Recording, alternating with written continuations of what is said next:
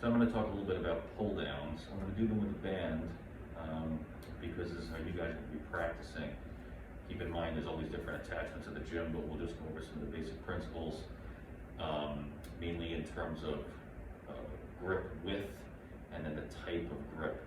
So I'll go over essentially 3 exercises that I want you to think about. So the first one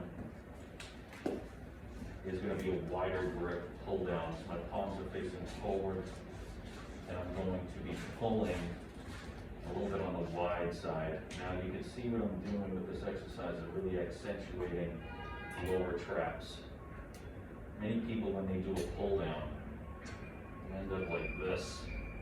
Even if they're using a bar, it becomes so lat dominant that we lose scapular positioning. What you can encourage your patients to do is engage lower traps and then pull. With a band, it's nice because you have a lot of freedom of exactly where your arms can go. So you can see I'm not over dominating with lats, I'm engaging with the lower traps. If I change my grip now, palms facing towards me, now it's the chin up grip. So think of some of the stuff we talked about in class about how the EMG activation changes. We have more pec and bicep this way. So practice these as well. Even though they have more pec and bicep activation, I can still try to accentuate my lower and middle traps versus pulling like this. The last thing we'll talk about here is that partial rep. So the height is not perfect for me on this bench and with this machine here, but let's just go over how to gently and just subtly activate the lower trap alone. So you can see this is a partial rep. Again, the height of the band is not exactly the same.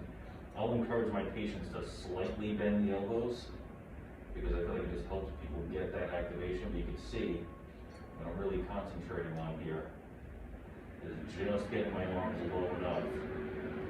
Middle and lower traps are firing, primarily lower traps. Again, not lat dominant.